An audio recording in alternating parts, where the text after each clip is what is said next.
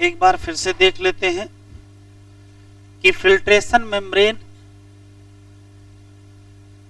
3 layer की बनी है और वो लेयर हैं कौन सी। तो सबसे पहले है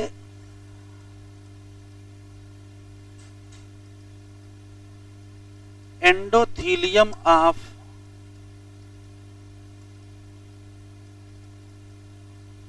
ग्लोमेरुलर कैपिलरी, सेकेंड नंबर पर बेसमेंट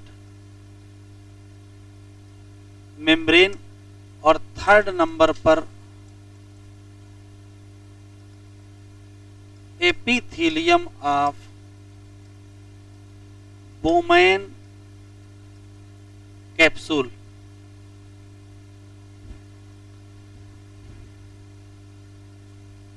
अगले लेक्चर से एग्जैक्ट 8 बजे क्लास स्टार्ट हो जाएगी। 7:40 से 50 मिनट तक सब लोग आए। ये डेली 10-10 मिनट खराब करेंगे तो साल भर में बहुत खराब हो जाएंगे। टाइम का ध्यान रखें।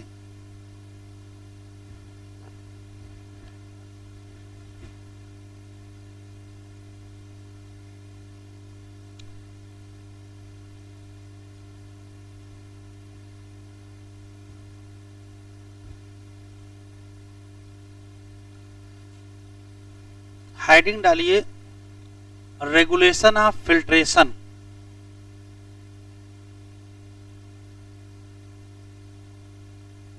Regulation of filtration.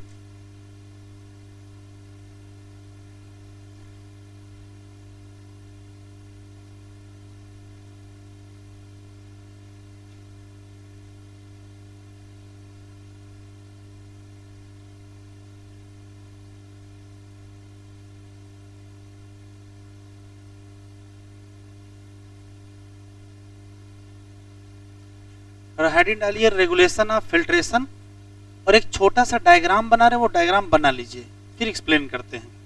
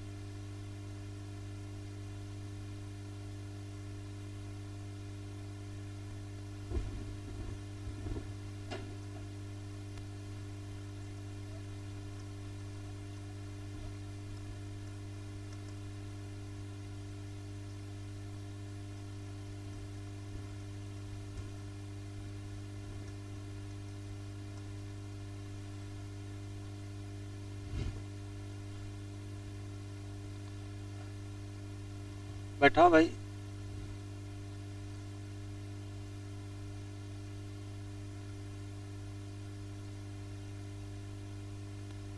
हाँ आगे आओ,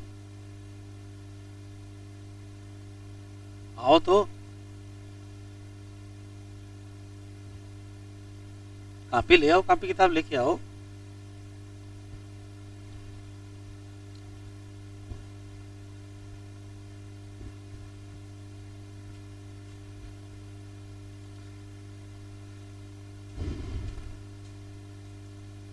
अब लिखेंगे नहीं, सुनेंगे।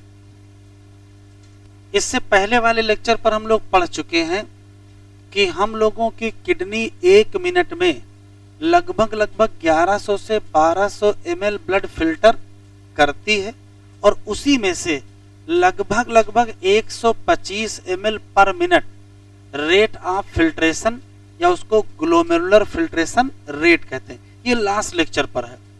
ग्लोमेरुलर फिल्ट्रेशन रेट 125 ml पर मिनट है। जब 125 ml पर मिनट होता है तो यूरिन का फॉर्मेशन 1 ml पर मिनट होता है। ये सब घटनाओं के पीछे जो असली वजह है वो हम लोगों का ब्लड प्रेशर है। तो जब हम लोगों का ब्लड प्रेशर 120/80 होता है तो ग्लोमेरुलस की कैपिलरी पर प्रेशर हाई होता है, और उसी नाते फिल्ट्रेशन होता है, और उसका रेट 125 ml पर मिनट होता है, और सब कुछ सही चल रहा है। 1 ml पर मिनट के हिसाब से यूरिन बन रही थी। फिर किसी कारणवश हम लोगों का बीपी कम हो जाए, तो अगर हम लोगों का बीपी कम हो जाएगा तो ग्लोमेरुलस की कैपिलरी पर ब्लड प्रेशर भी कम हो जाएगा, और अगर यहाँ ब्लड प्रेशर कम हो गया तो यहाँ से यहाँ जो प्लाज्मा जा रहा है उसका जो फिल्ट्रेशन का रेट है वो भी कम हो जाएगा। अगर फिल्ट्रेशन का रेट कम तो यूरिन फॉर्मेशन कम हो जाएगा, और रिजल्ट ये होगा कि हमारे ब्लड में वेस्ट की संख्या क्या करने लगेगी, बढ़ने लगेगी।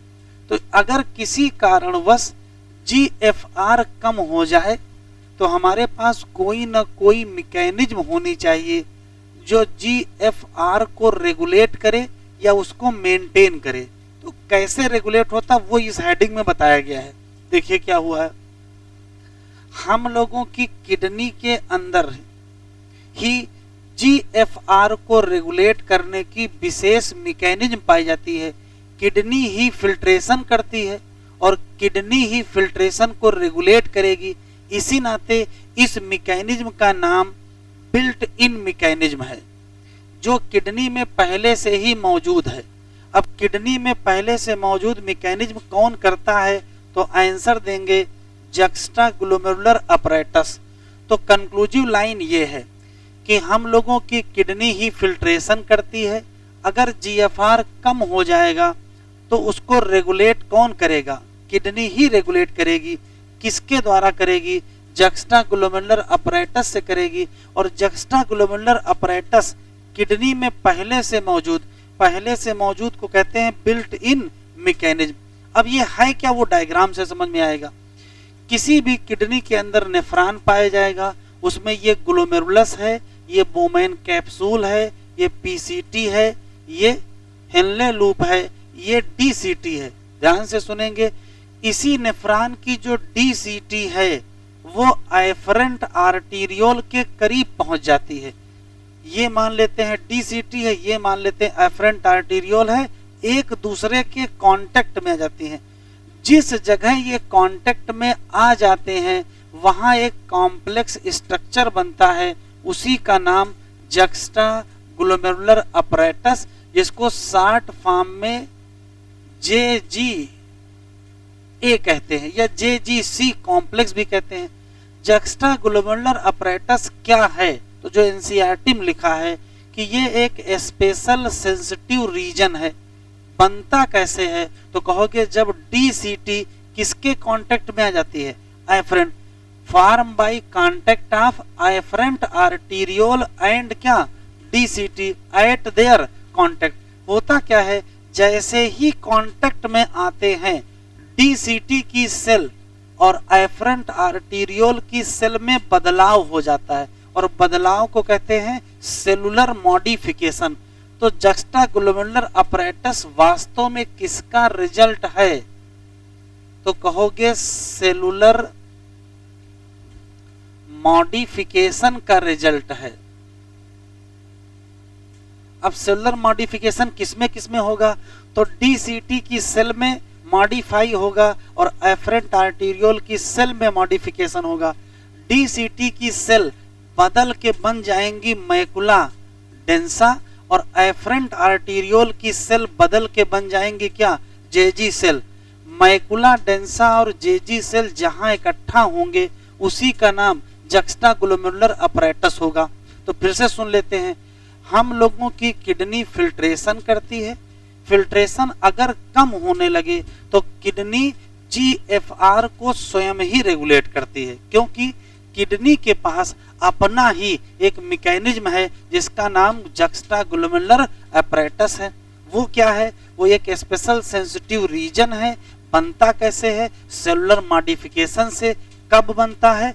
जब डीसीटी किसके कांटेक्ट में आ जाए? एफरेंट आर्टीरियोल के कांटेक्ट में आ जाए। डीसीटी जब एफरेंट आर्टीरियोल के कांटेक्ट में आएगी तो डीसीटी की सेल भी बदलेंगी और एफरेंट आर्टीरियोल की सेल भी बदलेंगी। डीसीटी की सेल बदल के मैकुला डेंसा बन जाएंगी और एफरेंट आर्टीरियोल की सेल बदल के JG cell, full form juxtaglomerular cell बन जाएंगे। ठीक है, अब आगे पढ़ते हैं। किसी जक्स्टाग्लोमेरुलर अपरेटस पर दो ही मेन चीज हैं, एक का नाम है मैकुला डेंसा और एक का नाम है जेजी सेल। मैकुला डेंसा ही रिसेप्टर का काम करता है, स्पेशली ये बताता है कि कितना Na+ है। इसी नाते यहाँ लिखा है ये सेंसिटिव रीजन है। सेंसिटिव रीजन का मतलब है वो रिसेप्टर का काम करे। तो जेजीए में सेंसिटिव वास्तव में कौन है? Macula densa. लेकिन दूसरा जो पार्ट है जिसका नाम जेजी सेल है वो वास्तव में एंडोक्राइन सेल है। तो हार्मोन निकलेंगे, दो हार्मोन निकलते हैं क्या? एरिथ्रोपोइटिन हार्मोन, जो अभी आगे पढ़ेंगे आरबीसी बनवाएगा, और दूसरा निकलता है रेनिन हार्मोन जो रियल में क्या करेगा? जीएफआर का रेगुलेशन। अब कैसे करेगा वो जरा देख लीजिए। तो जैसे मान लेते हैं कि कम हो जाए, ये आया हुआ सवाल है नीट में। अगर जीएफआर कम हो गया है इसका मतलब है कि बीपी कम हो गया है, इसका मतलब है ग्लोमेरुलस का ब्लड फ्लो कम हो गया है, इसका मतलब है ग्लोमेरुलस का प्रेशर कम हो गया है। तो क्या किया जाएगा? जैसे ही जीएफआर कम होगा वैसे ही एक्टिवेट हो जाएगा क्या? जेजीए, और वैसे ही रिलीज हो जाएगा क्या? रेनिन। कहां से निकलेगा? तो आंसर देंगे जेजी सेल से। ये जो रेनिन है ये क्या करेगा? तो ये बढ़ा देगा, इंक्रीज कर देगा ग्लोमेरुलर ब्लड फ्लो, और जैसे ही ग्लोमेरुलर ब्लड फ्लो बढ़ेगा वैसे बढ़ जाएगा क्या? जीएफआर। और हम यही तो चाह रहे थे, क्योंकि जीएफआर क्या था? कम। ये लाइन आई है कि अगर ग्लोमेरुलर फिल्ट्रेशन रेट कम हो गया तो किडनी किसी से नहीं पूछेगी, तुरंत किडनी के ही अंदर क्या एक्टिवेट हो जाएगा? जेजीए, और उसी में क्या पाए जाएंगे? JG cell. क्या निकालेंगे? रेनिन। क्या बढ़ा देंगे? ग्लोमेरुलर ब्लड फ्लो, और उससे क्या बढ़ जाएगा? जीएफआर। ये ग्लोमेरुलर ब्लड फ्लो कैसे बढ़ाएंगे ये एनसीईआरटी में यहां नहीं दिया है। तो इसी में एक आगे हेडिंग है रेगुलेशन ऑफ किडनी फंक्शन, वहां एक्सप्लेन किया गया है कि ये कैसे ग्लोमेरुलर ब्लड फ्लो बढ़ाएगा। तो अभी नहीं, अभी वहीं हम लोग पढ़ेंगे कि renin hormone glomerular blood flow कैसे बढ़ाएगा। पीछे वाला लिख चुके हैं, ये लाइन लिख लो।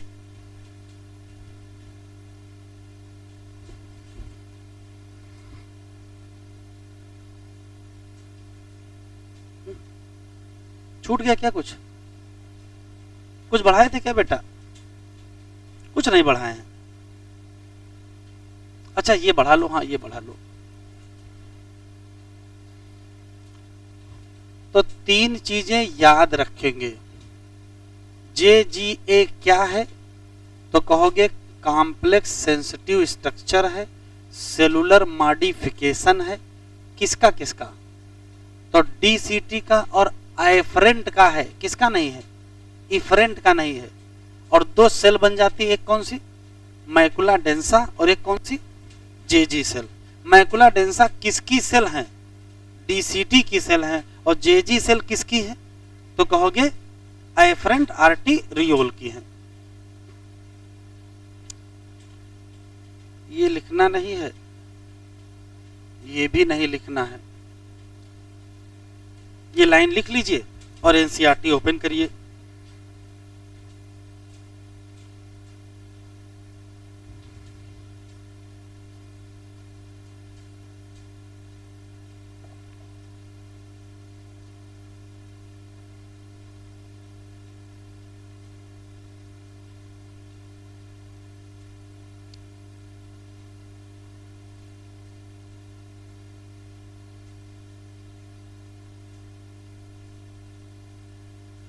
ठीक बेटा,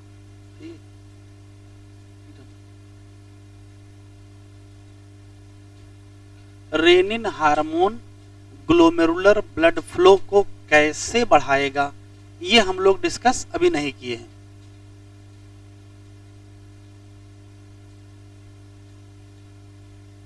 पढ़े? चलो NCERT ओपन करो।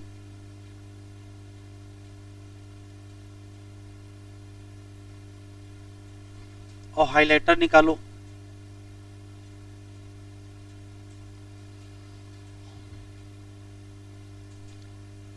ये वाला पैराग्राफ है, ये वाला देखो NCERT में क्या लिखा है कि किडनी में पाई जाती है कौन सी मैकेनिज्म। हाइलाइटर निकालो और हाईलाइट करते चलो। Built in mechanism. और ये किसके लिए है तो कहोगे रेगुलेशन ऑफ GFR। ऐसी एफिशिएंट मैकेनिज्म कौन करता है तो फिर हाईलाइट करो, जैक्स्ट्रा ग्लोमेरुलर अपैरेटस करता है। और ये देखो, इसको टिक कर लो, ये इंपॉर्टेंट है। JGA क्या है? Sensitive region. अगर क्वेश्चन पूछेगा JGA में कौन सेंसिटिव है तो क्या बताओगे? तो मैकुला डेंसा सेंसिटिव है। सेंसिटिव रीजन बनता कैसे है तो ये देखो लिखा है, सेलुलर मॉडिफिकेशन। हाईलाइट करो। किसमें? DCT में। और किसमें? एफरेंट आर्टीरियोल में। और कहा? At location of their contact. फिर देखो ये लाइन आई है, नीट लिख लो यहाँ, ये आई हुई लाइन है कि अगर कम हो जाए क्या GFR तो तुरंत एक्टिवेट हो जाएंगे क्या? JG cell. JG activate, JG cell activate. वहां से क्या निकलेगा? रेनिन। बस स्पेलिंग ध्यान रखेंगे, RENIN है, RENNIN नहीं करेंगे। ये वाला सही है, ये वाला गलत है, क्योंकि ये एंजाइम है। ये स्टिमुलेट कर देगा किसको? Glomerular blood flow. और जैसे ग्लोमेरुलर ब्लड फ्लो बढ़ेगा वैसे GFR फिर से क्या हो जाएगा? नॉर्मल। ये कैसे ग्लोमेरुलर ब्लड फ्लो को स्टिमुलेट करेगा ये यहाँ नहीं बताया गया, जहां बताया गया है वहीं डिस्कस करेंगे। हेडिंग डालिए, हेडिंग डालिए रीएब्जॉर्प्शन।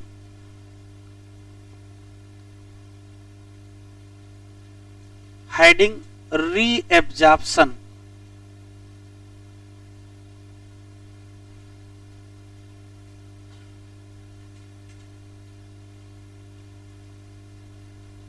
रीएब्जॉर्प्शन जरा देखें।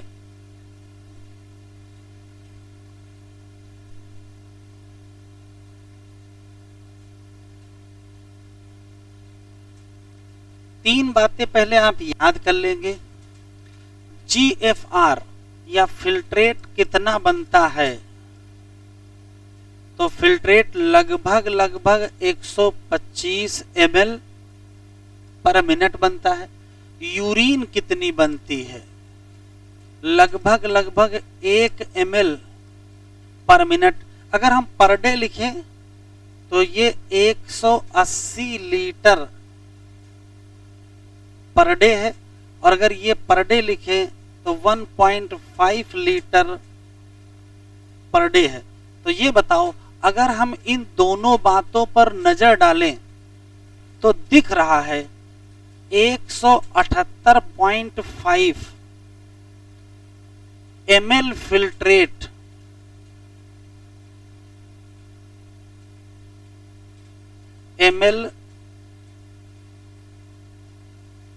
फिल्ट्रेट कहां चला गया? बना कितना? 180 लीटर। यूरिन कितनी बनी? 1.5 लीटर। तो बचा कितना? 178.5 लीटर बचा। ये फिल्ट्रेट कहां चला गया? तो यही फिल्ट्रेट क्या हो गया? रीअब्जॉर्ब। कितना परसेंट? तो लगभग 99% क्या हो गया? रीअब्जॉर्ब। एक और क्वेश्चन, फिर सवाल यह है कि रीअब्जॉर्प्शन करेगा कौन? तो रीअब्जॉर्प्शन का काम ट्यूब्यूलर इपिथेलियल सेल करते हैं। अभी लिखो नहीं, ट्यूब्यूलर इपिथेलियल सेल करती। कैसे? थोड़ा ध्यान से देखेंगे। मान लेते हैं कि ये ब्लड वेसल है, ये मान लेते हैं कि ब्लड वेसल है, और ये मान लेते हैं कि नेफ्रॉन की कोई ट्यूब्यूल है, चाहे आप इसको पीसीटी मान लो चाहे डीसीटी, और ट्यूब्यूल है तो उसमें सेल भी तो पाई जाएंगी। ये सेल है। अब ध्यान से देखें, ये क्या है? ब्लड वेसल है। ये क्या है? रीनल ट्यूब्यूल है। तो ये क्या है? तो इन्हीं का नाम ट्यूब्यूलर एपिथेलियल सेल है। अब देखो हो क्या रहा है, यहां क्या भरा होगा? यहां क्या भरा होगा? तो यहां भाई फिल्ट्रेट होगा। अच्छा, यहां क्या भरा होगा? तो यहां तो ब्लड होगा, नहीं होगा। अब देखिए हो क्या रहा है, कोई भी मटेरियल जो फिल्ट्रेट में पड़ा हुआ है, ट्यूब्यूलर सेल पहले उसको अपने अंदर ले लेंगे। ये मटेरियल पहुंच गया ट्यूब्यूलर सेल के अंदर, और फिर इसी को रिलीज कर दिया गया कहां? ब्लड में। अगर कोई भी मटेरियल फिल्ट्रेट से ट्यूब्यूलर सेल के अंदर हो करके कहां गया? ब्लड में गया, तो उसी का नाम क्या होगा? रीअब्जॉर्प्शन। तो रीअब्जॉर्प्शन का काम कौन कर रहा है? तो कहोगे ट्यूब्यूलर एपिथेलियल सेल कर रही हैं, और मटेरियल को कहां रिलीज कर रही हैं? ब्लड में रिलीज कर रही हैं। अब जब रिलीज करेंगी तो कैसे करेंगे? तो रीअब्जॉर्प्शन दो तरीके से होगा, या तो पैसिव और या तो एक्टिव। इसका मतलब क्या है भाई? यदि मटेरियल यहां से यहां जा रहा है, एनर्जी लग रही है तो एक्टिव, अगर एनर्जी नहीं लग रही तो पैसिव। तो कैसे? देखो, एनसीईआरटी में 3 चीजें लिखी हुई हैं। पहला लिखा है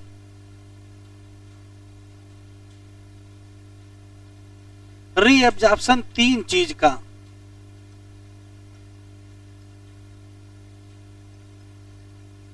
ग्लूकोज का, अमीनो एसिड का और सोडियम का। कैसे होता है? तो आंसर देंगे एक्टिव। दूसरा जो लिखा है रीअब्जॉर्प्शन नाइट्रोजिनस वेस्ट का। अब नाइट्रोजिनस वेस्ट क्यों रीअब्जॉर्ब करोगे वो देखो। तो जब कुछ काम की चीजें यहां से यहां और यहां से यहां जा रही थी, तो उनके पीछे पीछे अमोनिया भी एब्जॉर्ब हो जाती है, यूरिया भी एब्जॉर्ब हो जाता है। यदि कोई पीछे पीछे एब्जॉर्ब होगा तो अपने आप एब्जॉर्ब होगा, और उसको क्या कहेंगे, पैसिव की एक्टिव, तो उसको कहेंगे पैसिव। तो नाइट्रोजनस वेस्ट का एब्जॉर्प्शन कैसे होता है, तो आंसर क्या देंगे, पैसिव। एनसीईआरटी में लिखा है तीसरा, री एब्जॉर्प्शन किसका, वाटर का। री एब्जॉर्प्शन वाटर का भी करना है, वाटर भी यहां से यहां जाएगा, कैसे, तो ये बड़ा बढ़िया लिखा है, एनसीईआरटी में लिखा है कि पैसिव होता है, कहां, इनिशियल सेगमेंट में। इसका मतलब एक्टिव भी होता होगा, कहां, डिस्टल सेगमेंट, किसके, ऑफ नेफ्रॉन। यही इंपॉर्टेंट है, अभी लिखेंगे नहीं, सुनेंगे केवल। जरा देखो, ये है पीसीटी, ये है हेनले लूप,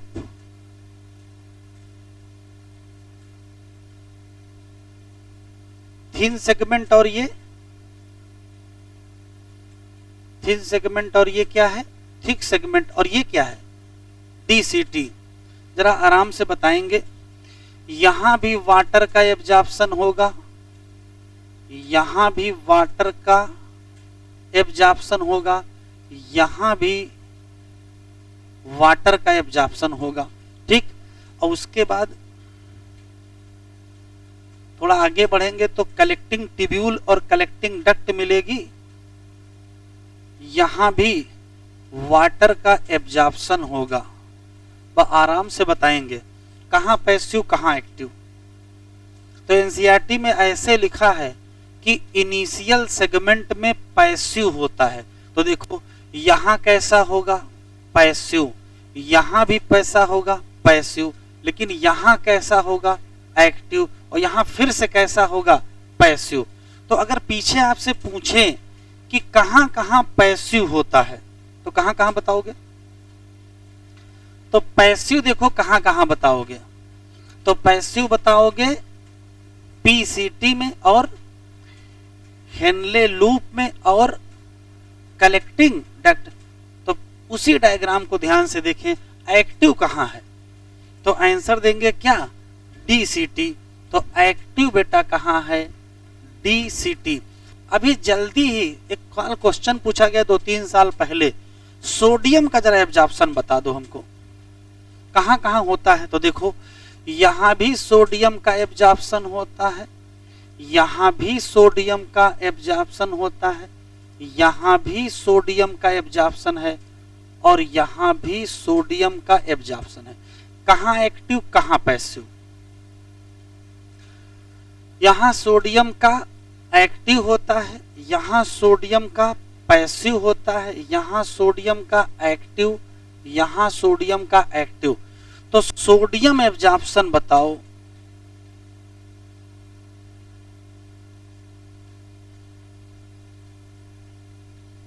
सोडियम एब्जॉर्प्शन बताओ, एक्टिव होता है कि पैसिव, तो कहोगे दोनों। आराम से बताओ कहां कहां एक्टिव है,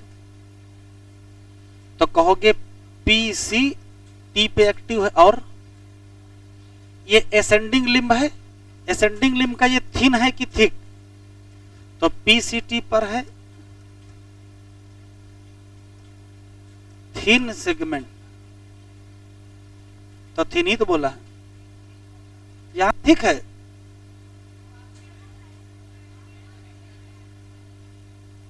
क्या गड़बड़ हो गया है।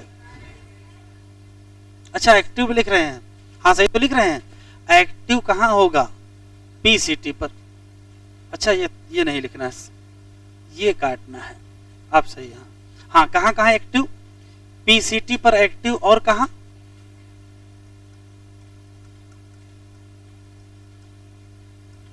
Thick segment of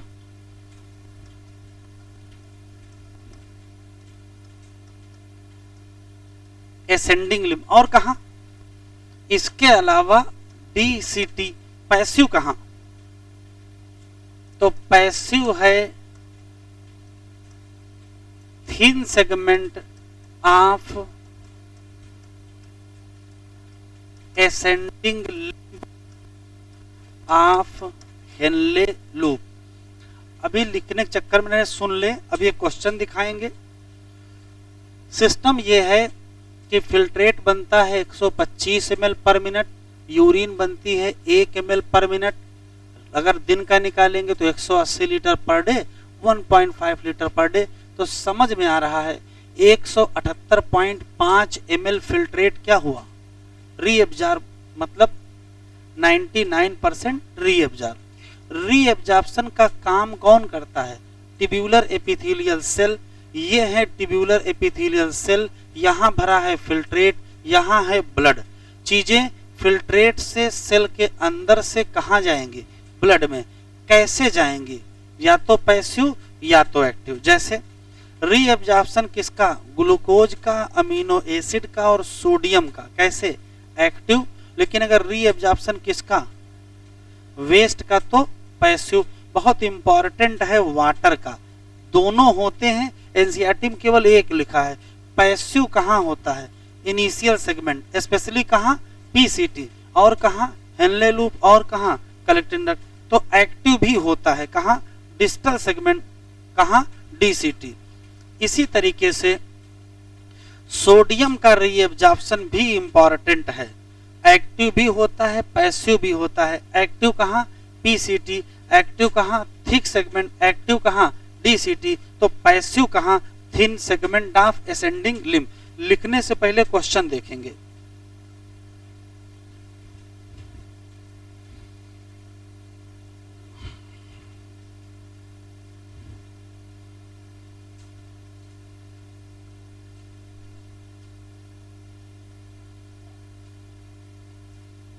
page number 31, page number 31, question number 26।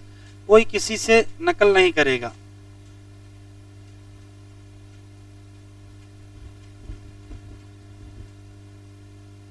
लिख लिया हो तो एनसीईआरटी जरा खोले।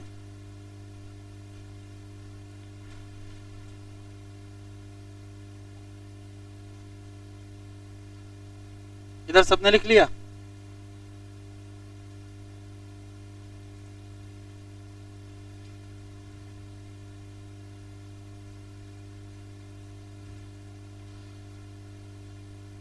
देखो एनसीईआरटी में कैसे लिखा है कि अगर कंपैरिजन करें किसका? वॉल्यूम ऑफ फिल्ट्रेट जो पर डे बनता है, कितना? 180 लीटर। और वॉल्यूम ऑफ यूरिन जो पर डे है वो कितनी? इसी से पता चल रहा है कि लगभग लगभग 99% फिल्ट्रेट क्या होता है? रीएब्जॉर्ब। कहाँ? Renal tubule. इसी प्रोसेस का नाम ट्यूब्यूलर एपिथेलियल सेल। हाईलाइट करो, tubular epithelial cell in different segment of nephron. मतलब पीसीटी में, डीसीटी में, कलेक्टिंग डक्ट में, सब जगह।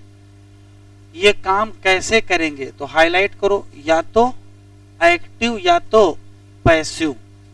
एग्जाम्पल दिया है, जैसे फिर हाईलाइट करो, ग्लूकोज का, अमीनो एसिड का और सोडियम जो फिल्ट्रेट में होंगे वो रीएब्जॉर्ब होंगे। कैसे? एक्टिव। जबकि जो फिल्ट्रेट में नाइट्रोजनस वेस्ट होंगे वो एब्जॉर्ब लिखा है। कैसे? पैसिव। फिर लिखा है रीएब्जॉर्प्शन किसका करना है? वाटर का। ये भी होता है। कैसे? पैसिव। कहाँ? तो कहाँ लिखा है? Initial segment. तो अगर पैसिव है इनिशियल में तो एक्टिव होगा कहाँ? डिस्टल में। स्पेशली कहाँ? डीसीटी। हेडिंग डालिए सिक्रीशन, या ये पूरी हेडिंग डालिए tubular secretion. Heading tubular secretion. 3 लाइनें हैं।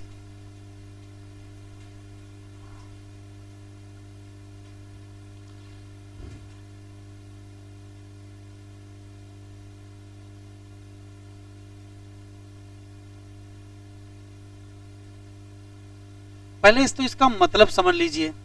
जैसे मान लेते हैं कि ये ब्लड वेसल है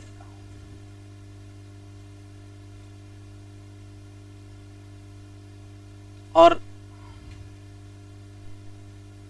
ये नेफ्रॉन का कोई पार्ट है और उसमें ये क्या पाई जाती है, ट्यूब्यूलर एपिथेलियल सेल। ये क्या है,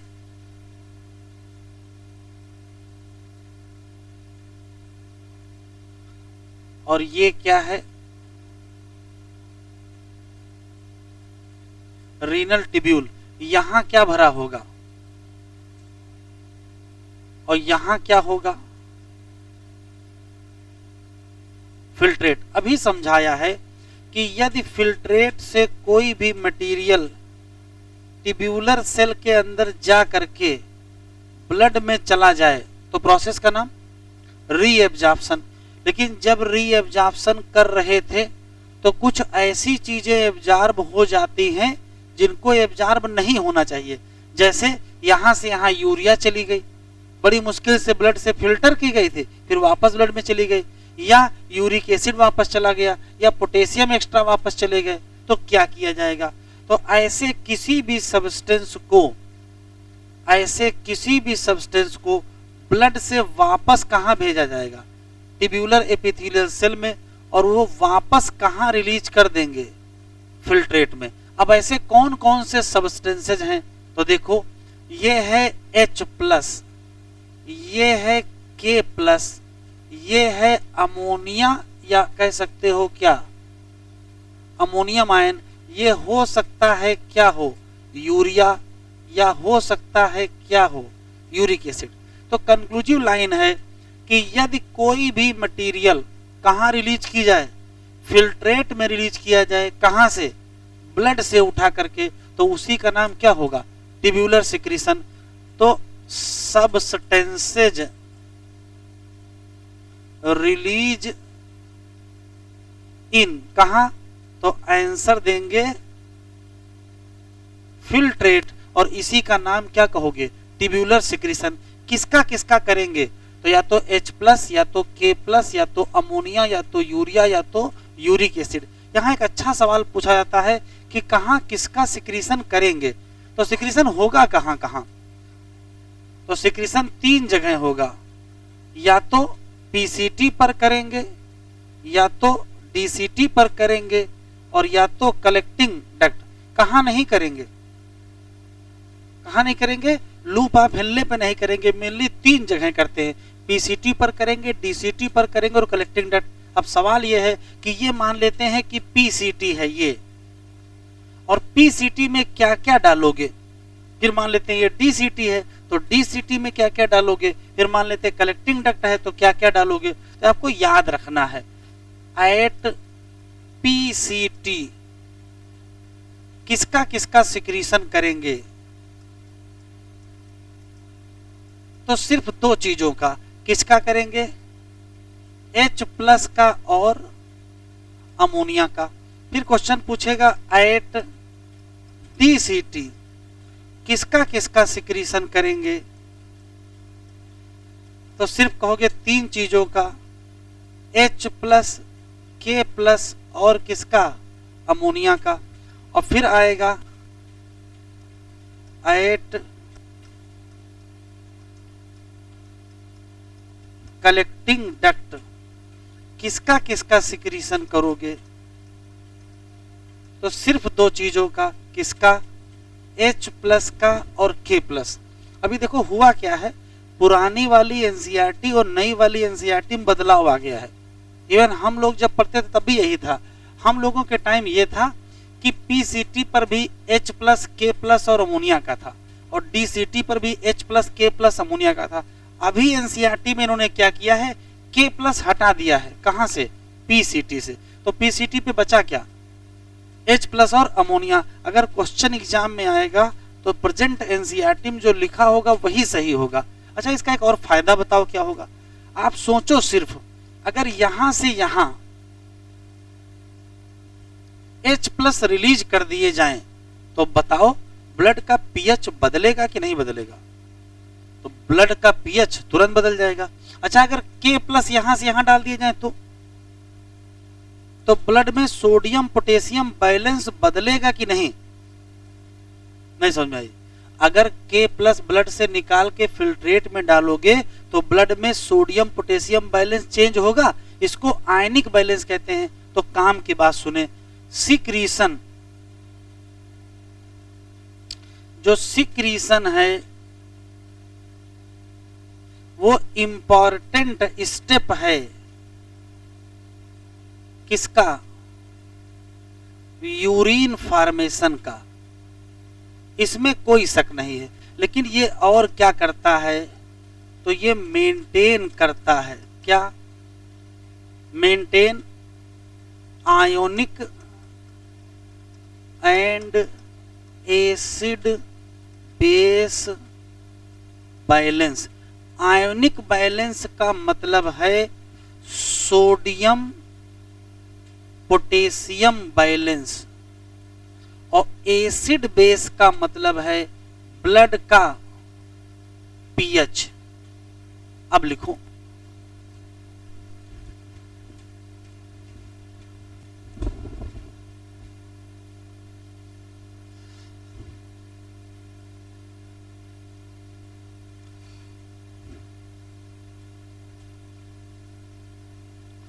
यहां से during urine formation tubular cell क्या करेंगे? सिक्रीट करेंगे सब्सटेंस जैसे कि H प्लस, K प्लस और क्या? अमोनिया। कहाँ छोड़ेंगे? फिल्ट्रेट में। ट्यूब्यूलर सिक्रीशन इंपॉर्टेंट है किसमें? Urine formation. लेकिन ये मेंटेन करेगा क्या? आयनिक और क्या? Acid base balance. Ionic balance का मतलब सोडियम पोटेशियम बैलेंस, और एसिड बेस बैलेंस का मतलब पीएच। ये हेडिंग बहुत इंपॉर्टेंट है। फंक्शन ऑफ ट्यूब्यूल,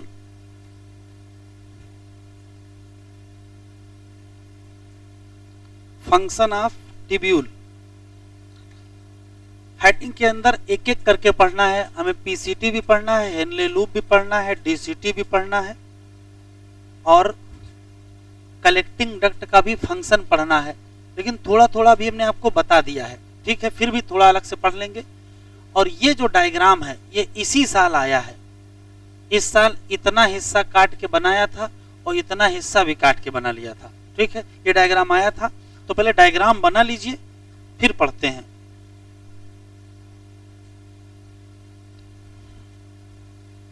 हेडिंग डालिए फंक्शन ऑफ ट्यूब्यूल और एक डायग्राम बना लीजिए।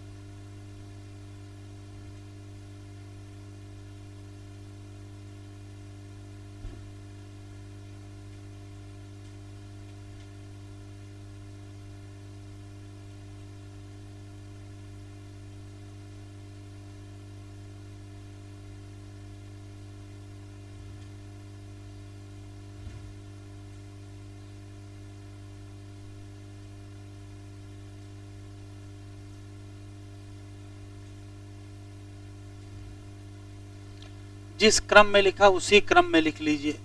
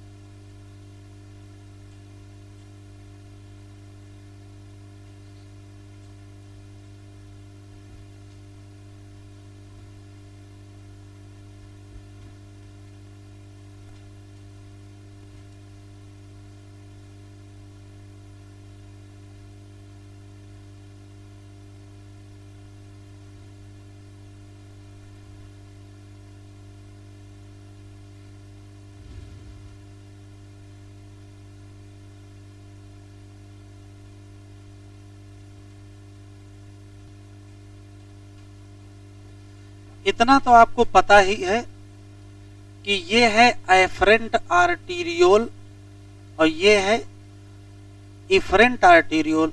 जब ब्लड एफरेंट से आता है तो प्लाज्मा यहां से यहां चला जाता है। यहां जो प्लाज्मा इकट्ठा होता है उसका नाम फिल्ट्रेट होता है। अब काम की बात सुने, किसी भी ऑर्गेनिज्म की बॉडी में जो भी फ्लूइड होता है, जैसे जैसे एफरेंट आर्टीरियोल में ब्लड होगा, इफरेंट में ब्लड होगा, ग्लोमेरुलस में ब्लड होगा, तो ब्लड की कुछ न कुछ कंसंट्रेशन होगा।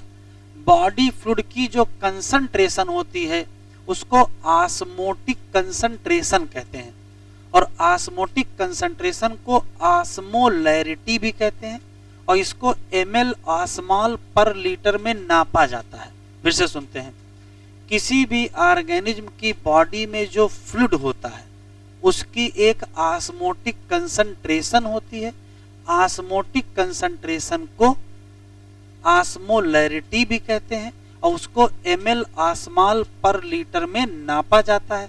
जैसे जो एफरेंट आर्टीरियोल में फिल्टर होने को ब्लड आता है, इसकी ऑस्मोलैरिटी 300 ml ऑस्मॉल पर लीटर होती है। जो ताजा ताजा फिल्ट्रेट बनता है उसकी भी ऑस्मोलैरिटी 300 ml ऑस्मॉल पर लीटर होती है। जैसे जैसे फिल्ट्रेट पीसीटी से, हेनले लूप से, डीसीटी से और कलेक्टिंग डक्ट से गुजरता है, वैसे वैसे फिल्ट्रेट की ऑस्मोलैरिटी बदलती रहती। देखो, पीसीटी की शुरुआत में 300 है, पीसीटी के अंत में 300, उसके बाद जैसे जैसे डिसेंडिंग लिम्ब में गए ऑस्मोलैरिटी बढ़ते बढ़ते 1200 हो गई, फिर एसेंडिंग में गए घटते घटते 200 हो गई, डीसीटी पर 200 रही, कलेक्टिंग डक्ट तक फिर 300 हो गई, और यहाँ निकलते निकलते फिर से क्या हो गई 1200। तो फिल्ट्रेट की ऑस्मोलैरिटी अलग अलग हिस्से में अलग अलग होती है। अगर आपसे क्वेश्चन पूछा जाए इनिशियल फिल्ट्रेट की ऑस्मोलैरिटी कितनी, तो आंसर देंगे 300, और फाइनल कितनी, तो आंसर देंगे 1200। तो बताओ कितने गुना कंसंट्रेट कर गया? 4 गुना कंसंट्रेट कर गया। एक और बात, हम लोगों में किडनी भी होती है, और किडनी में कार्टेक्स भी होता और मेडुला। तो कार्टेक्स में जो फ्लूइड है इसकी ऑस्मोलैरिटी 300 होती है, लेकिन जैसे जैसे मेडुला में गहराई में जाएंगे ऑस्मोलैरिटी बढ़ेगी, 300 से बढ़ते बढ़ते बढ़ते बढ़ते कितनी हो जाएगी 1200।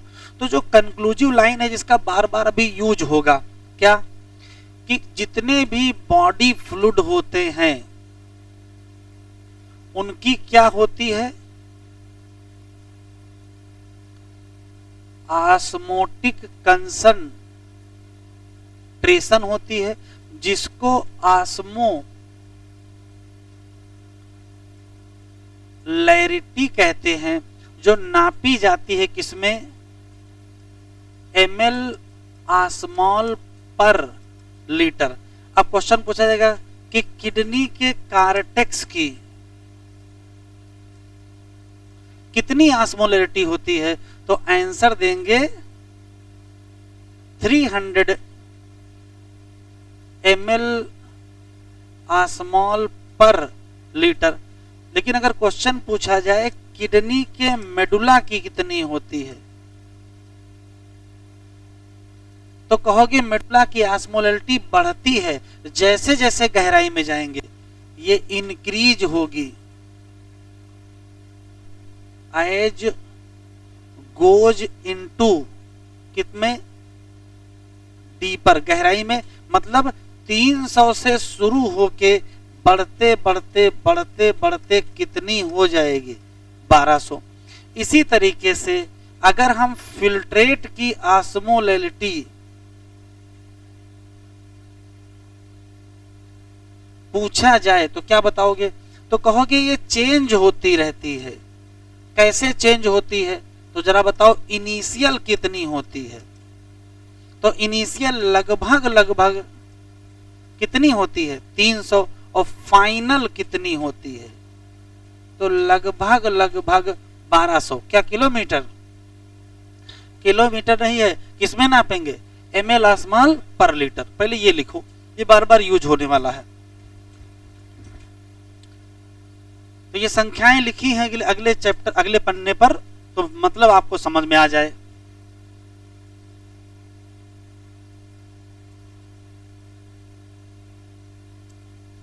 ml तो क्या करते हैं, अरे तो m लिख लो, कोई दिक्कत नहीं, पूरा हमने लिख दिया है ml ऑस्मॉल।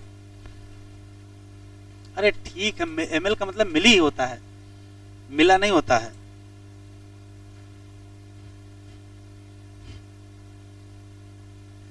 देखो जहां बाल की खाल निकालनी है वही निकालो।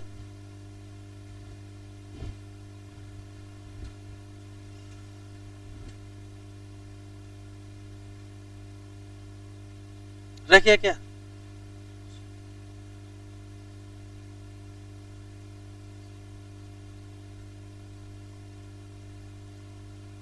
कितनी पुरानी एनसीईआरटी है,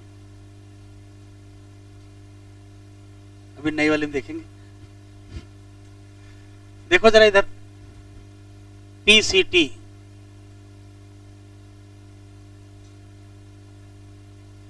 कुल 7 क्वेश्चन हैं, ध्यान से सुनेंगे, सब याद रखने हैं। पहला सवाल ये है कि पीसीटी की lining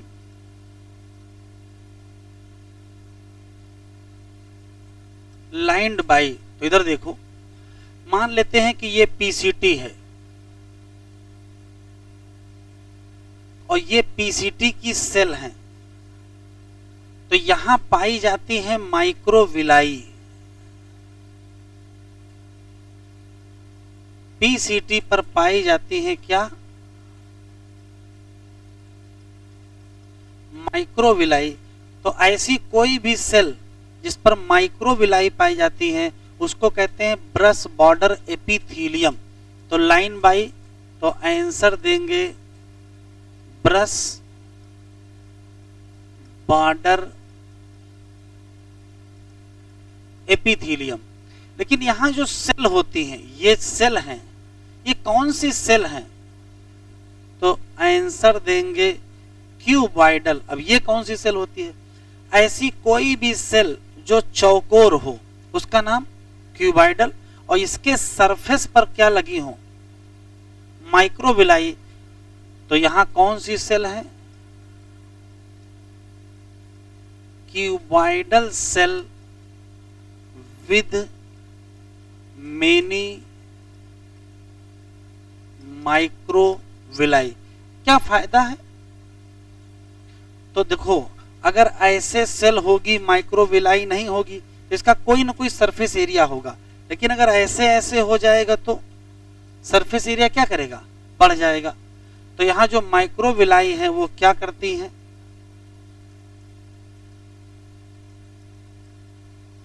increase surface area. Surface area क्यों बढ़ाएंगे, तो जितना ज्यादा सरफेस एरिया उतना ज्यादा क्या होगा, एब्जॉर्प्शन होगा। वापस आ जाओ, चूंकि सरफेस एरिया बहुत ज्यादा है इसी नाते पीसीटी पर मैक्सिमम एब्जॉर्प्शन होता है।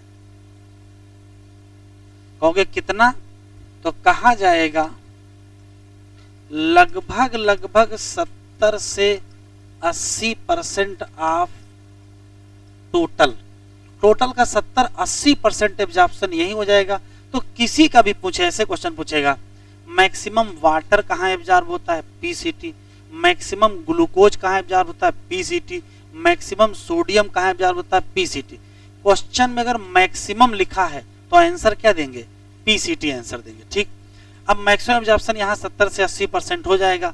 एब्जॉर्प्शन किसका किसका करेंगे, तो देखो यहाँ ग्लूकोज, अमीनो एसिड,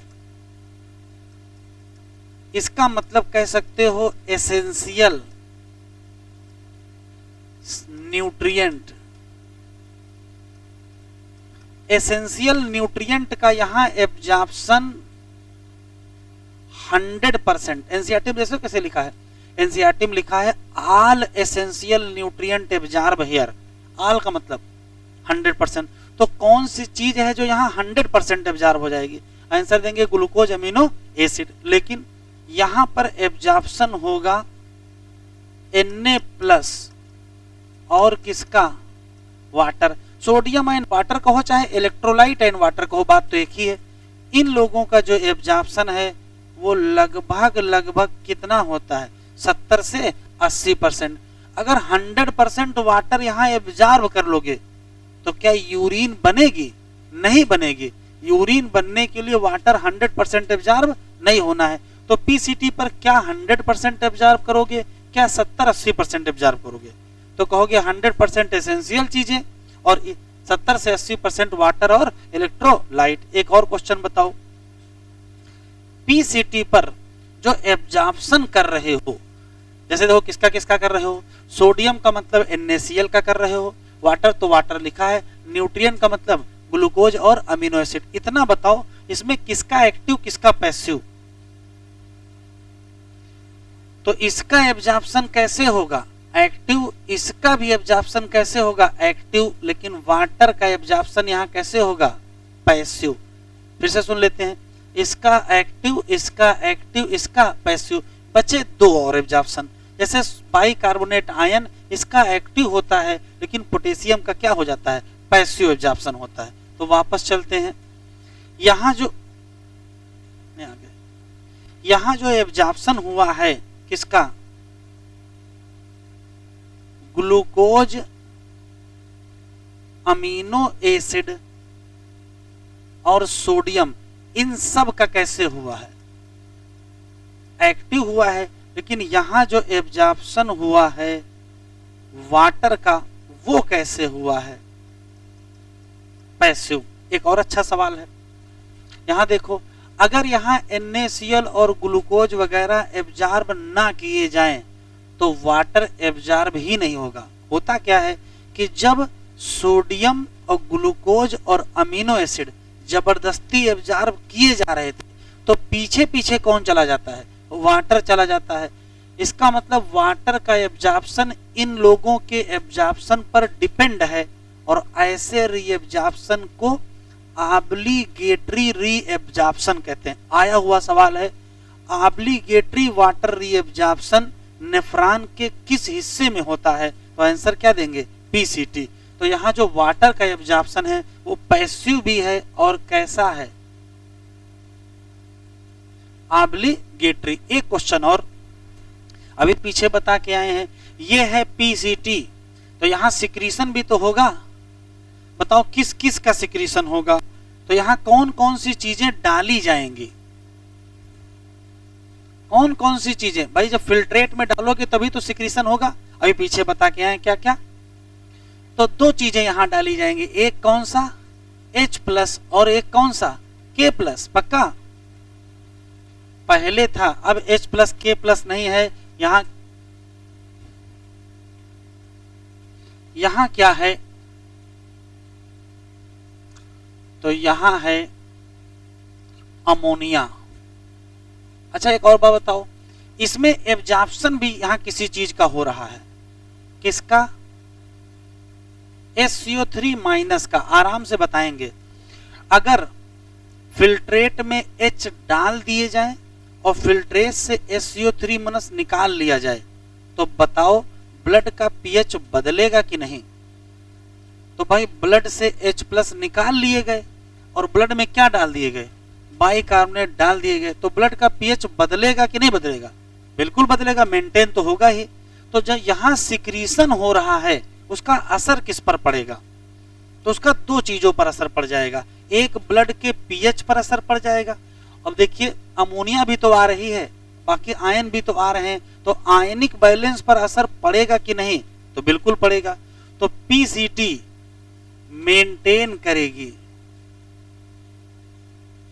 किसको? पीएच और क्या? Ionic balance. कैसे मेंटेन करेगी? तो कहोगे दो काम करेंगे, एक तो एब्जॉर्प्शन करेंगे किसका? SCO3- और एक सिक्रीशन करेंगे किसका? H प्लस और क्या, अमोनिया। कुल इतने सवाल पीसीटी में है, फिर से सुनिएगा फिर लिखिएगा। सबसे काम का ये सवाल है, लाइनिंग क्या है, ब्रश बॉर्डर एपिथेलियम, सही है। Cuboidal cell epithelium with mini microvilli, सही है। क्यों, सरफेस एरिया बढ़ाना, किसका, एब्जॉर्प्शन। सरफेस एरिया बहुत है इसी नाते, मैक्सिमम टोटल का 70 से 80। यहाँ ग्लूकोज, अमीनो एसिड या एसेंशियल न्यूट्रिएंट 100% एब्जॉर्ब हो जाएंगे। तो बताओ यूरिन में ग्लूकोज जाएगा, नहीं जाएगा जब 100% एब्जॉर्ब हो जाएगा। लेकिन वाटर और इलेक्ट्रोलाइट 70 से 80% एब्जॉर्ब होंगे। Glucose, amino acid, sodium active absorb होगा, लेकिन वाटर पैसिव भी होगा और कैसा, ऑब्लिगेटरी होगा। ये मेंटेन करेगा क्या, पीएच और क्या, आयनिक बैलेंस। इसके लिए दो काम करेगा, पहले क्या करेगा, एब्जॉर्प्शन किसका, बाइकार्बोनेट। सिक्रीशन भी किसका करेगा, H प्लस और अमोनिया। लिखो,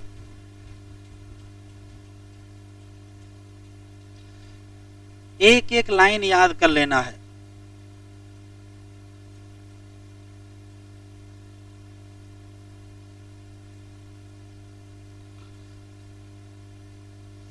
जितना लिखा सब इंपॉर्टेंट, कुछ भी नहीं छोड़ सकते हो। PCT line by simple cuboidal brush border epithelium, क्या बढ़ेगा, सरफेस एरिया। क्यों बढ़ेगा, रीएब्जॉर्प्शन।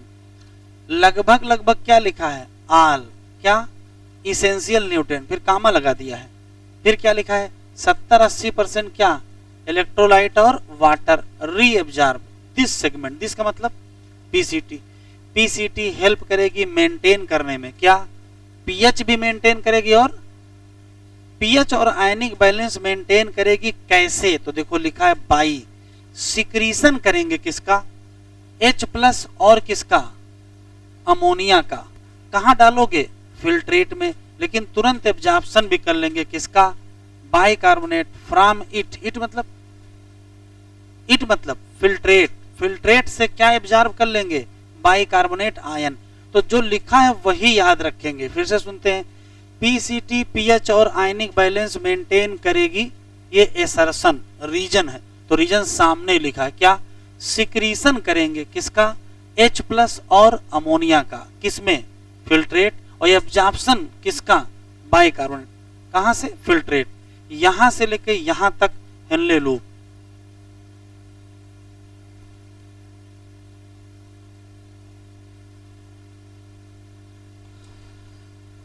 इधर देखें, ये है हेनले लूप।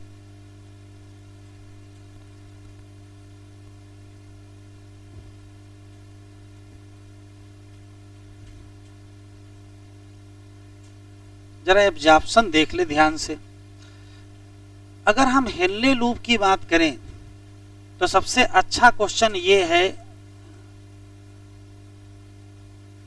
हेनले लूप ही वह जगह है जहां मिनिमम रीएब्जॉर्प्शन होता है। मैक्सिमम कहां, बोल नहीं रहे हो, मैक्सिमम कहां, पीसीटी। तो मिनिमम कहां, हेनले लूप। लेकिन हेनले लूप में तो दो लिंब है, एक कौन सा है, डिसेंडिंग, और एक कौन सा है, एसेंडिंग। किसमें, देख लो एनसीईआरटी में लिखा किसमें। तो मिनिमम रीएब्जॉर्प्शन कहां होता है, आंसर देंगे ascending limb of Henle loop. तो मिनिमम रीएब्जॉर्प्शन कहां, एट एसेंडिंग लिंब, किसका, ऑफ हेनले लूप। वापस आ जाओ। तो सवाल ये है कि जब रीएब्जॉर्प्शन मिनिमम है तो कितना होता है, तो सिर्फ इतना होता है, केवल 5%। तो इससे अच्छा ना ही होता, और ना होता तो हेनले लूप भी ना रखना पड़ता। हेनले लूप पर एब्जॉर्प्शन है मिनिमम, तो फिर हेनले लूप हाई क्यों, तो कुछ और लॉजिक है। तो लॉजिक देखें क्या है, इधर देखें, ये है किडनी। अभी पीछे बता के आए हैं कि किडनी के कार्टेक्स से जब मेडुला में जाते हो तो ऑस्मोलैलिटी बढ़ती कि घटती, बढ़ती है। इसका मतलब मेडुला की ऑस्मोलैलिटी हाई होगी, ये जो मेडुला की हाई ऑस्मोलैलिटी है उसको बनाने में किसका बड़ा रोल है? किसका? Henle loop. तो हेनले लूप का मेन फंक्शन क्या है? तो मेन फंक्शन है मेंटेन हाई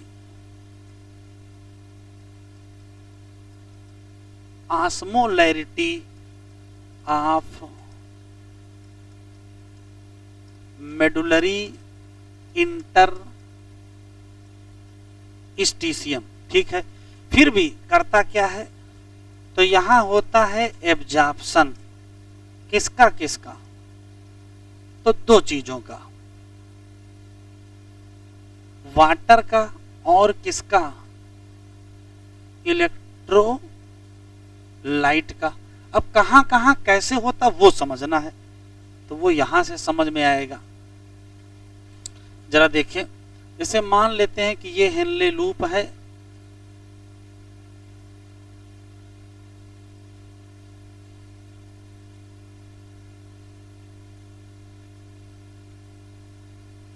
अब देखिएगा ये कौन सी लिम्ब है? Descending limb. और ये कौन सी लिम्ब है? Ascending limb. इसमें फिल्ट्रेट नीचे जाएगा और इसमें फिल्ट्रेट ऊपर जाएगा।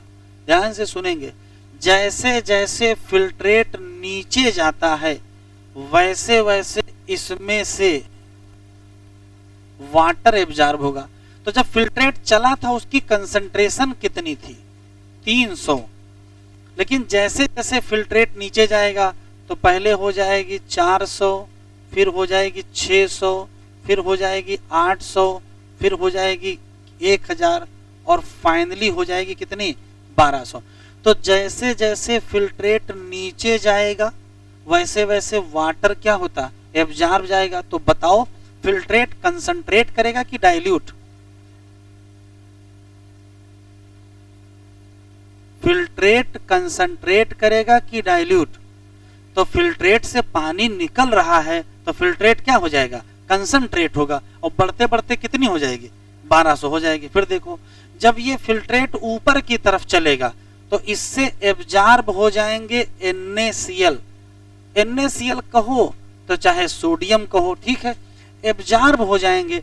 तो जैसे जैसे सोडियम निकलता जाएगा ये फिर से डाइल्यूट होने लगेगा और फिर से इसकी ऑस्मोलैरिटी कितनी हो जाएगी?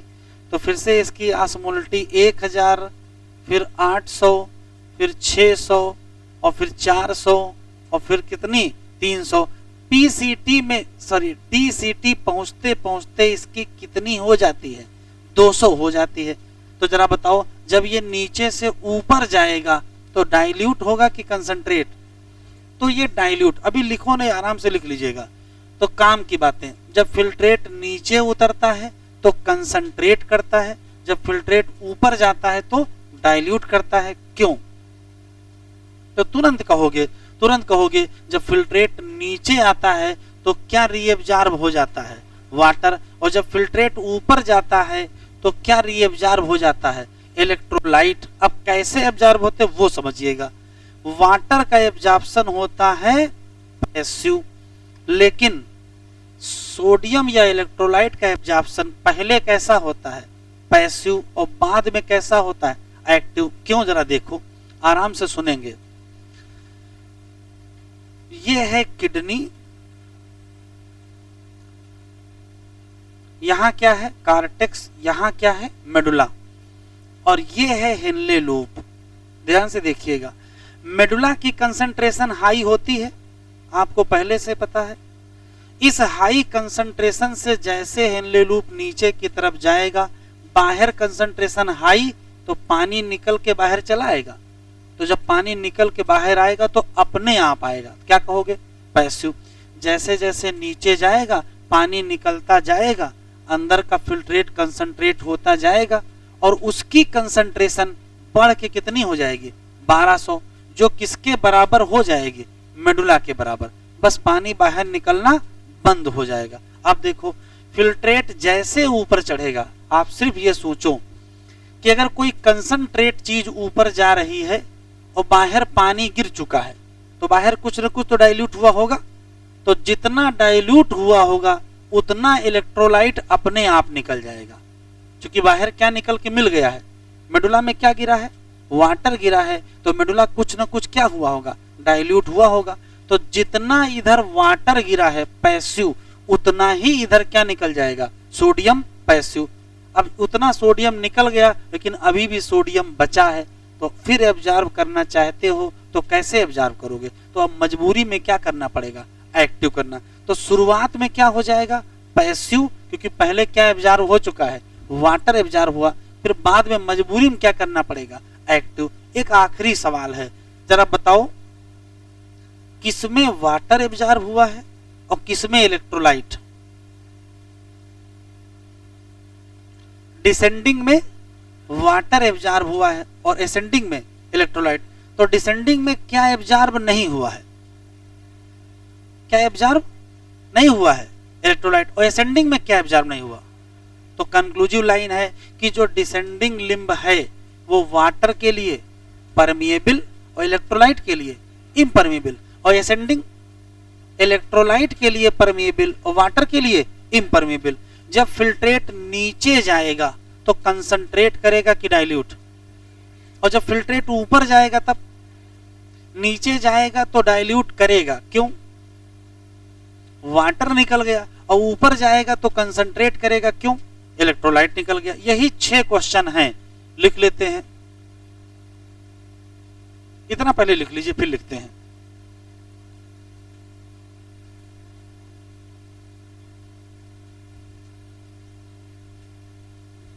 क्वेश्चन लिख लीजिए, ठीक है, 4 ही सवाल हैं।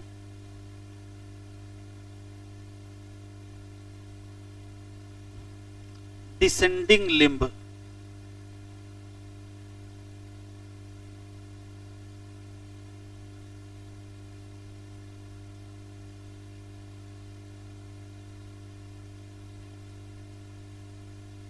लिख ले, परमिएबल फॉर वाटर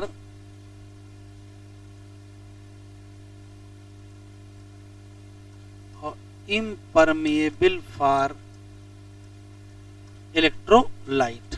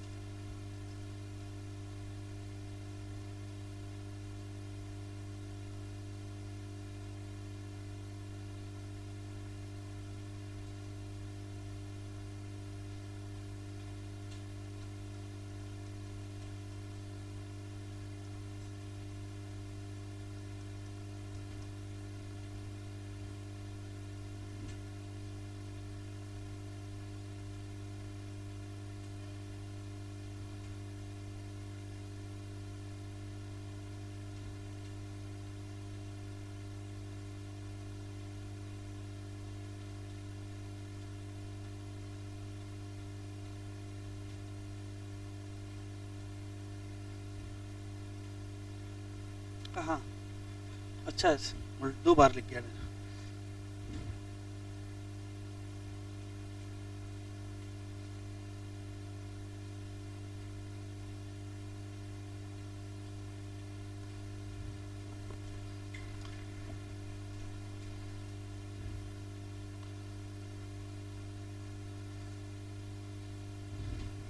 आराम से बताएं। फिर चलो एनसीईआरटी खोलो पहले।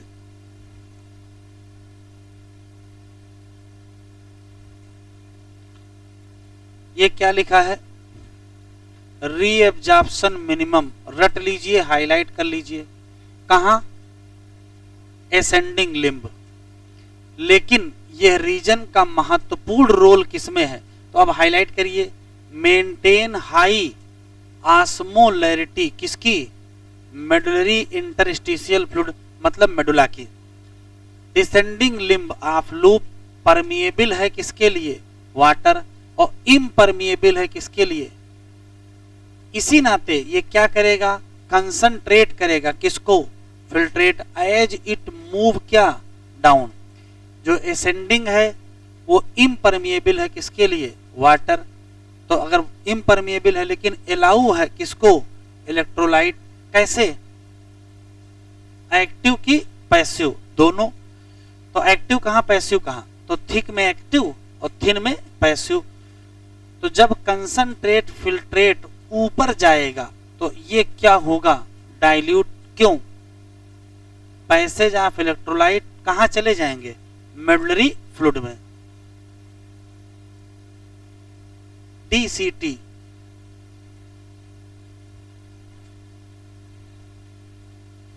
केवल 3 क्वेश्चन।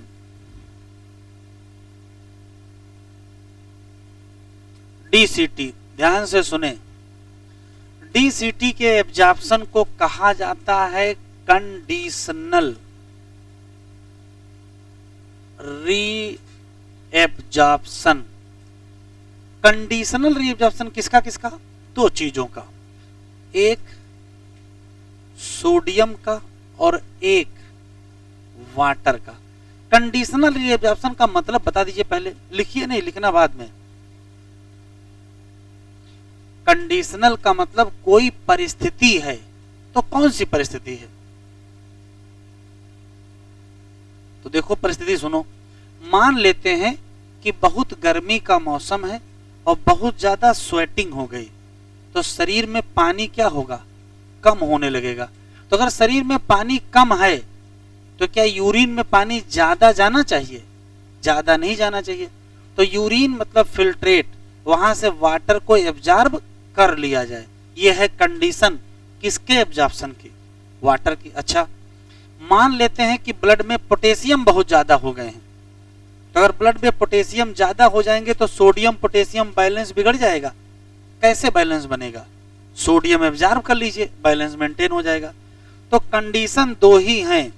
अगर हमारे अंदर पानी की कमी होने लगी तो डीसीटी वाटर का एब्जॉर्प्शन कर लेगा, और अगर हमारे ब्लड में सोडियम पोटेशियम बैलेंस बिगड़ने लगा तो डीसीटी किसको एब्जॉर्ब कर लेगा? सोडियम को एब्जॉर्ब कर लेगा।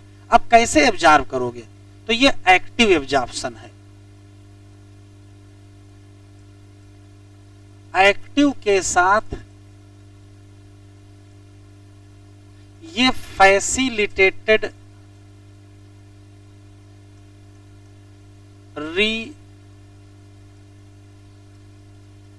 एब्जॉर्प्शन है। फैसिलिटेटेड का मतलब किसी की मदद से होता है। तो वास्तव में यहां क्या होता है? हार्मोनल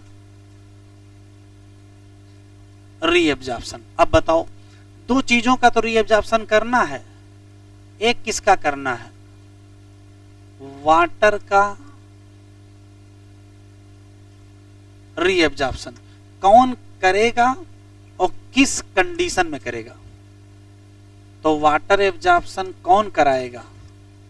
तो एडीएच या वैसोप्रेसिन। और ये कब करेगा? बताओ, कंडीशन बताओ। तो जब हमारे बॉडी फ्लूइड में पानी की कमी, मतलब बॉडी फ्लूइड कंसंट्रेट हो। तो व्हेन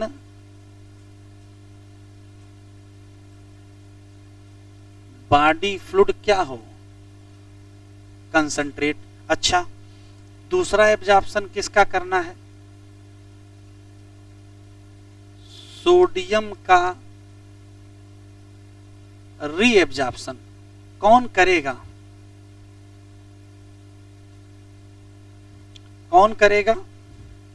सोडियम का रीएब्जॉर्प्शन एल्डो स्टीरॉन करेगा, और क्यों करेगा? व्हेन, कंडीशन बताओ। तो जब ब्लड में क्या बढ़ जाए, पोटेशियम बढ़ जाए, तो सोडियम पोटेशियम बैलेंस बिगड़ जाएगा। उसको मेंटेन करने के लिए क्या एब्जॉर्ब करना पड़ेगा? सोडियम एब्जॉर्ब करना पड़ेगा। तो वाटर का एब्जॉर्प्शन, सोडियम का एब्जॉर्प्शन कौन कराएगा वो यहां लिखा है, और किन परिस्थितियों में कराओगे वो भी मैंने लिख दिया है। ठीक, एक और क्वेश्चन देखो, डीसीटी मेंटेन करेगी क्या? पीएच और क्या? ये बड़ा अच्छा सवाल है, आया हुआ क्वेश्चन है। सोडियम पोटेशियम बैलेंस कैसे, बताओ। तो कैसे, इधर देखो, ये है डीसीटी, और डीसीटी पर एब्जॉर्प्शन भी होता है और सिक्रीशन। एब्जॉर्प्शन देखो किसका करते हैं, तो पीएच मेंटेन करना है तो एब्जॉर्प्शन किसका कर लो? एब्जॉर्प्शन का मतलब फिल्ट्रेट से चीजें निकल जाएं, और सिक्रीशन किसका कर दो? तो किसका किसका सिक्रीशन करते हैं?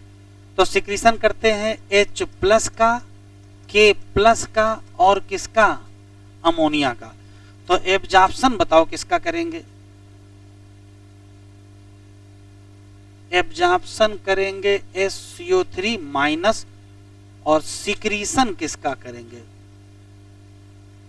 तीन चीजों का, H प्लस का, K प्लस का, और किसका? अमोनिया। इतना लिखो पहले।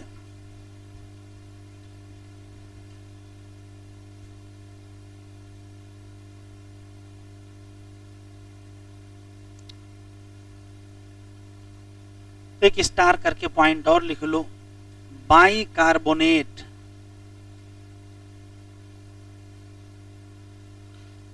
कंप्लीटली एब्जॉर्ब, बताओ कहां?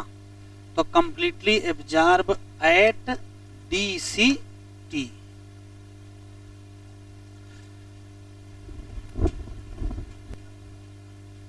लिख लिया?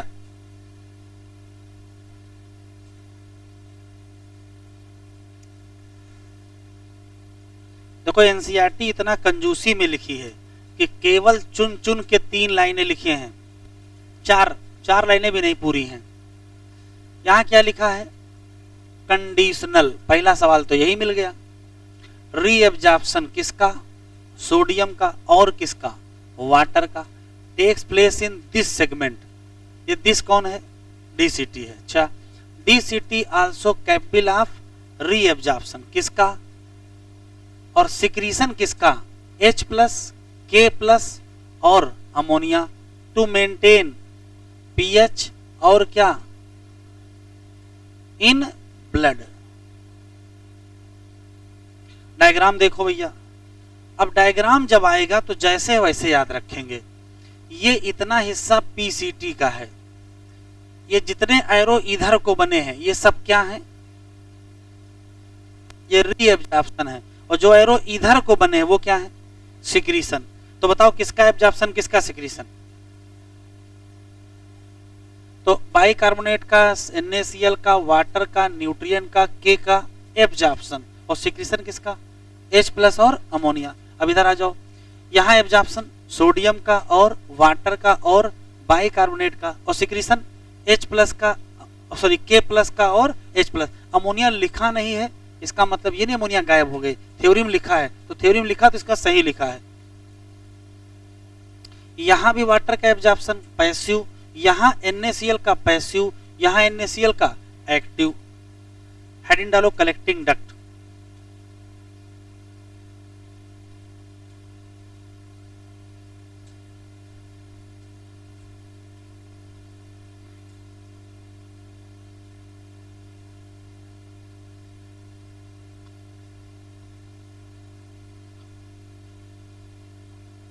कलेक्टिंग डक्ट देखो जरा इधर, ये बेटा क्या है?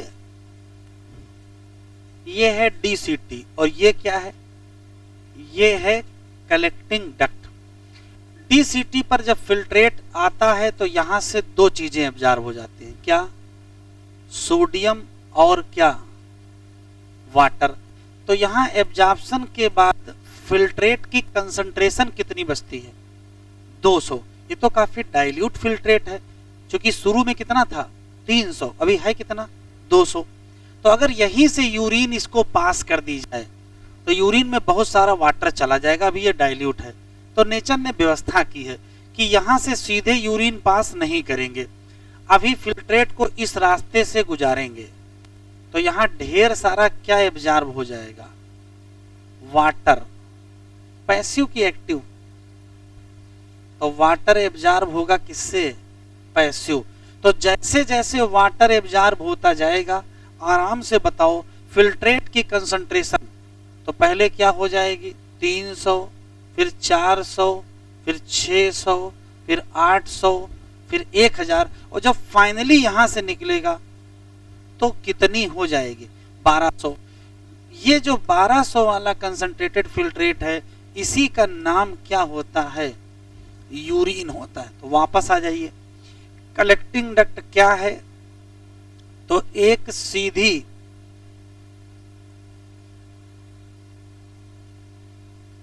स्ट्रेट ट्यूब है जो कहां से कहां तक फैली है, एक्सटेंड करती है कहां से कहां तक, तो एक्सटेंड करती है कार्टेक्स टू मेडुला। एक क्वेश्चन और देखो, यहां क्या होता है, तो यहां लार्ज अमाउंट किसका, वाटर क्या हो जाएगा, एब्जॉर्ब। फायदा क्या होगा, फायदा होगा कि फिल्ट्रेट कंसंट्रेट हो जाएगा। रिजल्ट क्या होगा, रिजल्ट होगा यूरिन कंसंट्रेट होगी। अभी लिखो ने देख लो, असली सवाल यह है कि ये मेंटेन करेगा क्या, वही पीएच और आयनिक बैलेंस। बताओ कैसे,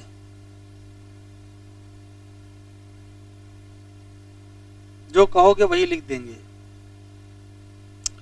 तो ये बताओ यहां एब्जॉर्प्शन किसका हो रहा है, वाटर का, उससे पीएच बदलेगा, नहीं बदलेगा। आयनिक बैलेंस नहीं बदलेगा। तो यहां पीएच और आयनिक बैलेंस में एब्जॉर्प्शन का नाम न लीजिएगा, किसका लेंगे, सिर्फ सिक्रीशन का। किसका, तो सिक्रीशन करते हैं दो चीजों का, किसका, H+ का और K+ का। तो इसमें क्या डाल दिए जाएंगे, H+ और K+। अभी लिखो नहीं, सुन लो। जब ये ढेर सारा वाटर एब्जॉर्ब करके मेडुला में जा रहा था, तब यहां से यूरिया एब्जॉर्ब हो जाती है। यूरिया का बिल्कुल मन नहीं है कहां जाए, यूरिन में जाए। इस नाते बार बार फिल्ट्रेट से निकल के भाग जाते हैं। पहले पीसीटी से निकल के चले गए थे, फिर वापस डाला गया होगा। डीसीटी भी थोड़ा निकल जाते, फिर वापस डाला गया होगा। अभी कलेक्टिंग डक्ट से निकल गए हैं, तो कलेक्टिंग डक्ट से निकल के गए कहां होंगे, तो ये यूरिया पहुंची है मेडुला में। कहां पहुंच गई, मेडुला में। तो मेडुला में ये भी तो होगा, इसको मिटा देते हैं। इधर क्या होगा बेटा,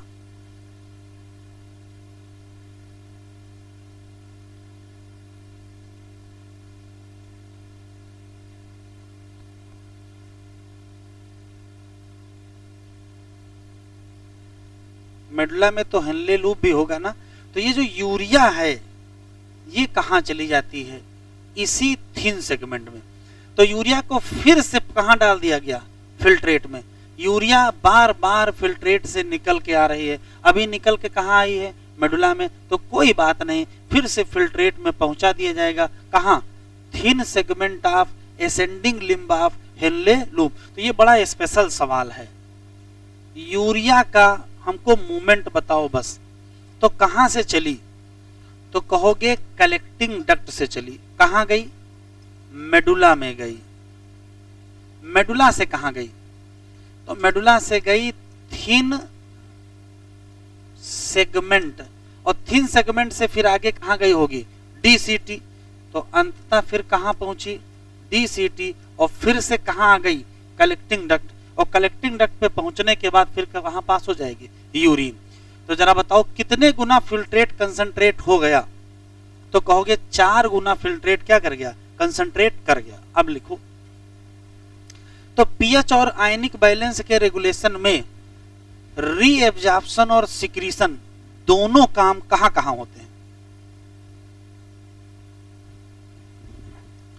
पीएच और आयनिक बैलेंस के मेंटेन में रीएब्जॉर्प्शन और सिक्रीशन दोनों काम कहां कहां? तो पीसीटी पर और डीसीटी, और सिर्फ सिक्रीशन कहां? तो कलेक्टिंग डक्ट। यहां किसका सिक्रीशन? H+ और K+।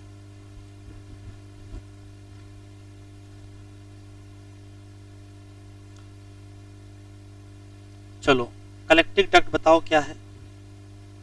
लंबी सी डक्ट है, एक्सटेंड करती है कहां से? कार्टेक्स से, और कहां चली जाती है?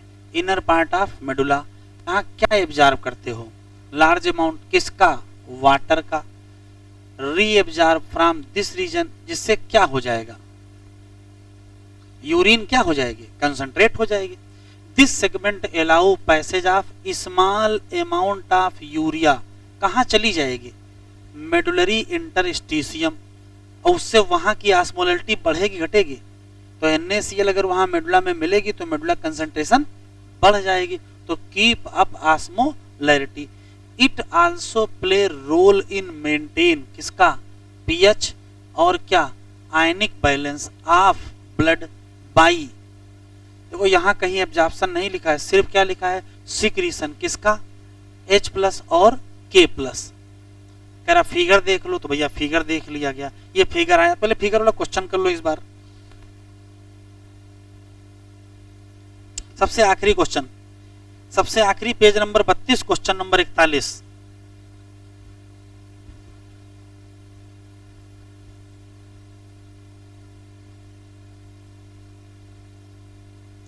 पेज नंबर 32, क्वेश्चन नंबर 41 देखो।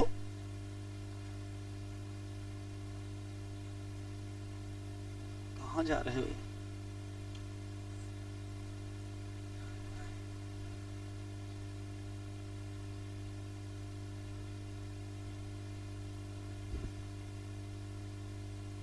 नेफ्रॉन का कोई भी हिस्सा रिमूव कर दिया जाए, जैसे क्वेश्चन आया if PCT part of nephron remove, तो बताओ कि जो यूरिन पास होगी यहां से वो कंसंट्रेट होगी कि डाइल्यूट? एक बार क्या हटाया? पीसीटी हटाया है, एक बार हेनले लूप हटाया है, अभी क्या हटाएगा? डीसीटी हटाएगा या कलेक्टिंग डक्ट हटाएगा। अगर नेफ्रॉन का कोई हिस्सा हटा दिया जाए, चाहे आप पीसीटी हटा लो, चाहे डीसीटी हटा लो, चाहे कलेक्टिंग डक्ट हटा लो, चाहे हेनले लूप हटा लो, कुछ भी हटा लो, दो चीजें हटाई जा चुकी हैं। एक बार क्या हटाया है? पीसीटी, एक बार क्या हटाया? Henle loop. यूरिन कैसी होगी? डाइल्यूट होगी कि वैसी ही रहेगी? तो हमेशा क्या होगी? डाइल्यूट होगी। एक लाइन टिक करके लिख लीजिए, if any part of nephron remove,